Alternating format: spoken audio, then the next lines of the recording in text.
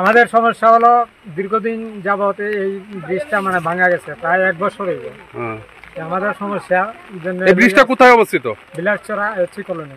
আপনার বাসা কোথায়? বিলাসচরা এসসি কলোনি। আপনাদের সমস্যা? আমাদের সমস্যা মানে ব্রিজের সমস্যা, মানে আসা যাওয়াতে মানে খুবই অসুবিধা হয় আমাদের। এর জন্য আমরা বাধ্যতামূলক হয়ে আজকে বিলাসচরা পঞ্চায়েতে মানে তালা দিতে বাধ্য হয়েছি। কোনো ধরনের আশ্বাস পেলেন কি? আশ্বাস তো এখন পর্যন্ত পাইনি। পঞ্চায়েত কি আশ্বাস দিলেন এবং ঘটনা কি ঘটেছিল? না, ওদের একটি ব্রিজ নিয়ে ওদের কমপ্লেন ছিল, যদিও এটা অনেক আগে স্যাংশন হয়ে গেছে। তো আমরা আজকে এসে দেখেছি, তো ওয়েদারের কারণে কাজ স্টার্ট করা যায়নি। তো আমরা আগামীকালকের মধ্যে মোটামুটি কাজ স্টার্ট করেছি, শুরু করে দেবো। প্রাথমিক চলাচলের ব্যবস্থা কি করা হয়েছে? এটা আমরা খুব তাড়াতাড়ি 2-1 দিনের মধ্যেই কমপ্লিট করে দেবো। সমস্যাটা কি আপনাদের? সমস্যা স্যার আমরা এই ব্রিজের লেগে, এই ব্রিজটা যে ভাঙছে, এখন আমরা বাচ্চা কাছে স্কুলও যাইতে পারে না।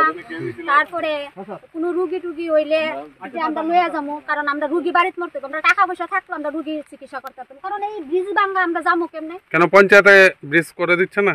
পঞ্চায়েতে অনেকবার করছি, তারা কইছে খালি স্যাংশন হয়েছে, আজকে 9 মাস হয়, তারা কয় খালি স্যাংশন হয়েছে। ব্রিজটা কতদিন যাবত ভাঙা?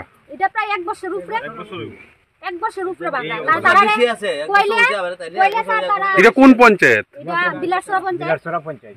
এটা কি বিজেপি পরিচালিত পঞ্চায়েত? বিজেপির এই এটা যদি ঠিক না হয়, পঞ্চায়েত আমরা কেমনে চলাফেরা করবো?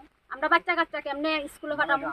একটা বাচ্চারা কি আমরা এমন ভাবে ছেড়ে দিতে পারবো ব্রিজের তলে? সেদিন আমার নাতিন পড়ে গেছে ব্রিজের নিচে, তখন কি এটা কি পঞ্চায়েত দায়ী? এটা তো পঞ্চায়েত দায়ী। আজকে কি করলেন আপনারা? আজকে আমরা অনেক কিছু সিদ্ধান্ত করে আমরা পঞ্চায়েতে আজকে তালা দিছি। দেখি পঞ্চায়েতে তালা দেওয়ার পরে তো সবাই আইবো, আইলে তারা আমরা কি ডিসিশন দেয় আমরা তার থেকে শুনবো। কোনো আশ্বাস পেলেন কি?